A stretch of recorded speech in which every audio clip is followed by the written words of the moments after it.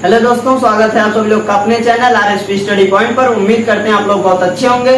तो जैसा कि हम लोग बीएससी सेकंड सेमेस्टर में कंप्यूटर साइंस पढ़ रहे थे, ठीक है। तो कंप्यूटर साइंस में हम लोग क्या पढ़ रहे थे, डीबीएमएस, ठीक। तो डीबीएमएस में हमारा टॉपिक क्या स्टार्ट हुआ है इस समय, एसक्यूएल, ठीक है। तो एसक्यूएल का मतलब क्या होता है, स्ट्रक्चर क्वेरी लैंग्वेज, ठीक है। तो इसमें हमारा पहला कमांड आज है क्या है हमारा, क्रिएट टेबल, यानी हम जिसको पहले बताए थे, कल ही बताए थे अभी।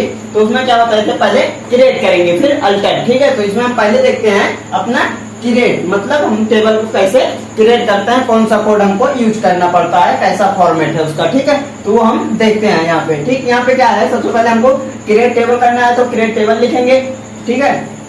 तो क्रिएट टेबल लिखेंगे और फिर टेबल का नेम देंगे। यहाँ पे ये क्या है, टेबल नेम, ठीक है। तो यहाँ पे हम आपको समझाने के लिए टी नेम लिख देते हैं, ठीक है, ठीक। तो यहाँ पे ये टी नेम मतलब जो आपको टेबल का नाम रखना है वो आप यहाँ पे लिख सकते हैं। यानी अगर आप स्टूडेंट टेबल बना रहे हैं तो यहाँ पे स्टूडेंट होगा, कस्टमर टेबल बना रहे हैं तो यहाँ पे कस्टमर होगा, अगर पर्सन टेबल बना रहे हैं तो यहाँ पे पर्सन होगा, अगर आप कोर्स टेबल बना रहे हैं तो कोर्स यहाँ पे होगा, ठीक है। मतलब जो आप टेबल बनाएंगे उस हिसाब से यहाँ पे वो नाम होगा, ठीक है। तो यहाँ पे सबसे पहले स्टार्ट किससे करेंगे, ब्रैकेट से, ठीक है। तो हम स्मॉल ब्रैकेट लगा देंगे, चाहे आप यहाँ पे ब्रैकेट लगा दीजिए चाहे यहाँ स्टार्टिंग से लगा दीजिए, कोई दिक्कत नहीं है, ठीक है। तो यहाँ पे हो जाएगा हमारा जो होगा, यहाँ पे अगर मान लीजिए आप स्टूडेंट टेबल बना रहे हो तो यहाँ पे स्टूडेंट आईडी होगी, पर्सन है हमारा तो पर्सन आईडी हो जाएगी, ठीक है। और वो कौन सी क्या होती है, कैर होता है, वेर कैर होता है, इंट होता है। तो हमारा आईडी जो है वो इंट रखते हैं, ठीक है, इंटीजर है तो हम यहाँ पे इंट कर देंगे और लास्ट में कॉमा लगा देंगे। फिर हमारा फर्स्ट नेम लास्ट नेम, तो यहाँ पे हमारा क्या, लास्ट नेम वेर कैर, ठीक है। वेर कैर कितना, जितना आपको स्टैंड फिक्स करना है वो आप फिक्स कर सकते हैं अपने हिसाब से, ठीक है। तो यहाँ पे ये हम कंप्लीट करते हैं, फिर लास्ट में हमारा कॉमा लग जाएगा।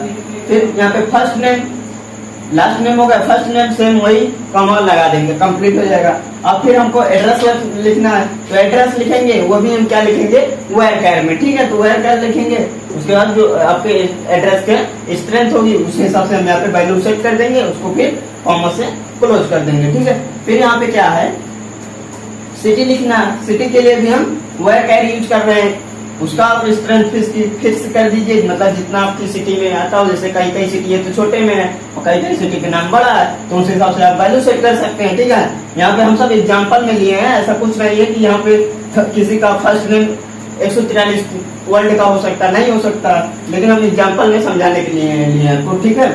तो यहाँ पे क्या, ये हमारा 100 हो जाएगा, मतलब 100 आप कर सकते हैं, 10 कर सकते हैं, 5 कर सकते हैं, जितना आपकी सिटी का ऑन एवरेज हो, ठीक है। उस हिसाब से यहाँ पे आप वैल्यू सेट कर सकते हैं, ये सब आप चेंज कर सकते हैं, ठीक। अब हम देखते हैं फोन नंबर।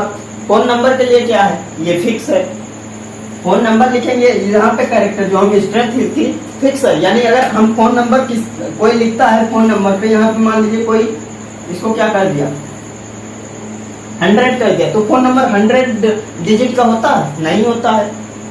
100 डिजिट का फोन नंबर नहीं होता है। कितने डिजिट का होता है, 10 डिजिट का होता है, क्योंकि ये हमारा क्या है, फिक्स है। यहाँ पे हम इसको बदल नहीं सकते, इसको चेंज नहीं कर सकते हैं, 10 से 11 कर दें या 10 से हम 5 कर दें, 8 कर दें, नहीं कर सकते, क्योंकि हमारा फिक्स वैल्यू है, इससे ज्यादा नहीं हो सकता या इससे कम भी नहीं हो सकता है, ठीक है। तो ये हमारा होता है टेबल क्रिएट करने का फॉर्मेट, और ये होता है हमारा कोड।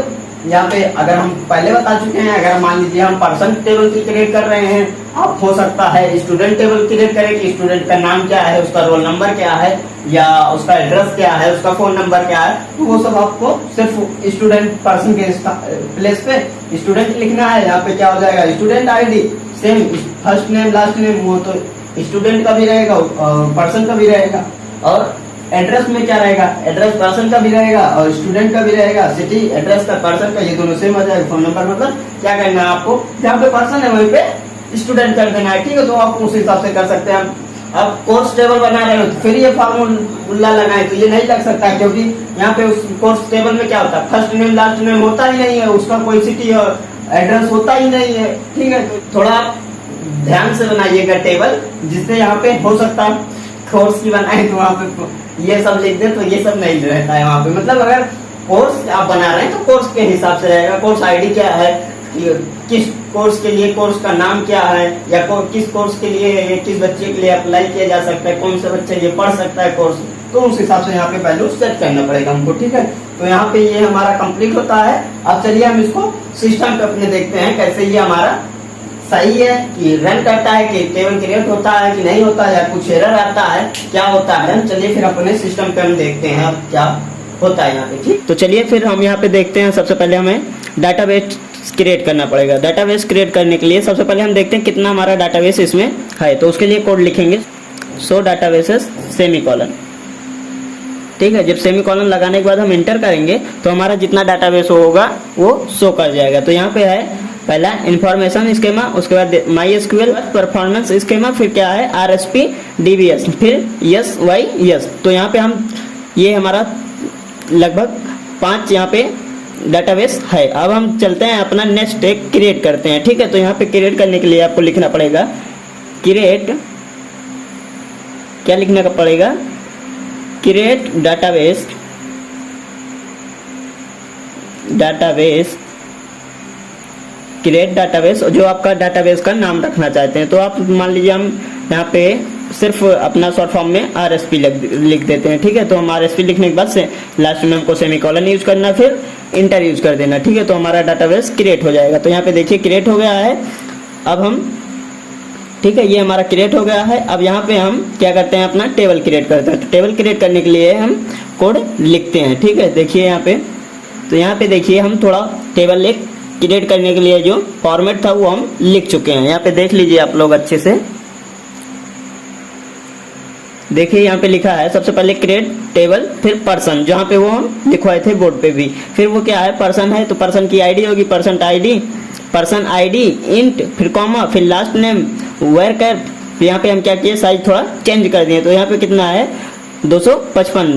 ठीक है, यहाँ पे 255, फिर लास्ट में ब्रैकेट क्लोज होने के बाद कॉमा लगा देंगे। फिर फर्स्ट नेम उसका भी सेम वही वेयर कर, फिर उसका भी हम 55 कर दिए, मतलब वही सेम रख दिए हैं यहाँ पे। मतलब थोड़ा जल्दी में हम सोचे कि ज़्यादा लेट वीडियो ज़्यादा देर की ना हो, इसलिए हम थोड़ा सेम रख दिए हैं। ठीक है, तो यहाँ पे ये हो जाएगा। फिर लास्ट में कॉमा लगा देंगे। फिर एड्रेस है, एड्रेस भी क्या है हमारा वेयर कर है। ठीक है, फिर ये हमारा क्या होगा, वेयर कर के बाद लास्ट में फिर 255 उसका भी कर दिए, स्ट्रेंथ, उसके बाद फिर कॉमा लगा दिए। फिर हमारा है सिटी वेयर कर, ये 255, फिर लास्ट में हमारा ब्रैकेट क्लोज हो गया। फिर हम यहाँ पे देखिए लास्ट में, यहाँ पे इसको हम चाहे आप यहाँ पे लगाइए, मतलब जो आप की लाइन जहाँ पे कोड आपका एंड हो रहा है, चाहे आप वहाँ पे लगा दीजिए। यहाँ पे आप पहले स्टार्ट किए थे क्या, ब्रैकेट, तो यहाँ पे जब ब्रैकेट स्टार्ट किए तो यहाँ पे ब्रैकेट क्या होगा, एंड होगा। जितना आप ब्रैकेट, जितना आप कॉमा अगर स्टार्टिंग में लगाएंगे उतना आपको एंडिंग में भी क्लोज करना पड़ेगा, वरना आपका एरर आ जाएगा। तो यहाँ पे हम स्टार्ट किए थे ब्रैकेट से, तो यहाँ पे हमको ब्रैकेट लगाना है। उसके बाद हम लास्ट में रन कराने से पहले, मतलब रन कराने के लिए हमको पहले सेमीकोलन लगाना पड़ेगा, फिर इंटर दबाना है। यहाँ पे कोई ऐसा रन की पर्सन की नहीं है यहाँ पे, या कोई बटन फिक्स नहीं है कि आप उस पर टच करेंगे तो रन हो जाएगा। ठीक है, ये स्पाइडर नहीं है। स्पाइडर में क्या था, एक बटन होती है रन की, जब उस पर आप क्लिक करेंगे तो वो रन होता था। लेकिन यहाँ पे करना है सेमीकोलन लगाने के बाद फिर इंटर करना। मान लीजिए आपका कुछ बीच में ही मिस्टेक कर देते हैं, तो वहाँ पे क्या होगा, मिस्टेक करने के बाद आप कहीं भी अगर जब जैसे चाहते हैं कि हमारा पहले से पता है आपको मिस्टेक हो गया, गलत हो गया, फिर आपको डायरेक्ट सेमीकोलन लगाना है, इंटर कर देना, फिर वो आपका नेक्स्ट लाइन से स्टार्ट कर देगा, स्टार्टिंग से क्वेरी स्टार्ट करेगा। तो वहाँ पे आप सही से फिर से लिख दीजिएगा। ठीक है, तो ये हमारा टेबल का फॉर्मेट है, कंप्लीट होता है। अब हम देखते हैं, सबसे पहले हम समझ लेते हैं कि यहाँ पे लिखा है लास्ट नेम, फर्स्ट नेम के बाद एड्रेस, सिटी के बाद लिखा है वेयर कैर। वेयर कैर क्या होता है, कैर क्या होता है, कैर का मतलब होता है, मान लीजिए आप जो इसकी स्ट्रेंथ लिख रहे हैं, मान लीजिए आप इसकी स्ट्रेंथ हम नॉर्मल बताएं 50 लिख दिए आप, तो 50 का वेयर कैर में क्या है, वेयर कैर में क्या है, पहले अगर वेयर कैर में 50 लिखे हैं तो वो 50 नहीं, अगर मान लीजिए आपका 5 वर्ड का है नेम या एड्रेस, तो वो हमारा सिर्फ 5 वर्ड का स्पेस ही लेगा, बाकी वो स्किप कर देगा। लेकिन कैर में क्या होता है, कैर में हमारा पूरा स्पेस लेता है, मतलब उस स्पेस में आप और कुछ नहीं लिख सकते हैं। तो वो हमारा कैर एक हिसाब से हम बताएं तो थोड़ा वेयर कैर के हिसाब से कम अच्छा है, क्योंकि वेयर कैर हमारा ज़्यादा अच्छा है, क्योंकि इसमें जितनी इसकी ज़रूरत होगी उतना ही वो स्पेस लेता है, बाकी इसको स्किप कर देता है। ठीक है, तो इस हिसाब से हम इसकी स्ट्रेंथ फिक्स करते हैं वेयर कैर और कैर में। ठीक है, अगर मान लीजिए किसी में पूरा आपको फिक्स है कि हाँ इससे ज़्यादा नहीं लेगा, तो आप डायरेक्ट उसको कैर भी लिख सकते हैं, वेयर कैर भी लिख सकते हैं। तो यहाँ पे आप लोग अपने हिसाब से सेट कर लीजिएगा। फिर अब हम देखते हैं, डायरेक्ट इंटर करते हैं तो हमारी देखते हैं टेबल क्रिएट होती है या कुछ एरर आता है। तो यहाँ पे इंटर करते हैं, क्या हुआ, यहाँ पे क्या लिख रहा है, नो डाटाबेस सिलेक्टेड, यानी हम किसी डाटाबेस को यूज नहीं किए हैं। ठीक है, अब यूज करने के लिए क्या करना पड़ेगा आपको, यहाँ पे सबसे पहले लिखना पड़ेगा जो डाटाबेस है, ये अपना डाटाबेस क्रिएट कर चुके हैं, यहाँ पे लिखना पड़ेगा यूज डाटाबेस। उसके बाद इंट में जिस डाटा को आप यूज कर रहे हैं उस पर मल्टीप्लाई का निशान लगाने के बाद, मतलब जिसको आप डॉट से सिंबल करते हैं, वो डॉट लगाने के बाद वो डाटाबेस का नाम लिखना है। तो डायरेक्ट वो नाम लिख देंगे तो हमारा वो टेबल फुल क्रिएट हो जाएगा। तो यही है इसमें फॉर्मेट। ठीक है, तो इस वीडियो को हम यही तक रखते हैं। आशा करते हैं आप लोग को ये वीडियो अच्छे समझ में आए। अगर अच्छे समझ में आए वीडियो को लाइक करें और चैनल को जरूर सब्सक्राइब करें। चलिए फिर हम आपसे मिलेंगे किसी नेक्स्ट वीडियो में, तब तक के लिए ओके बाय।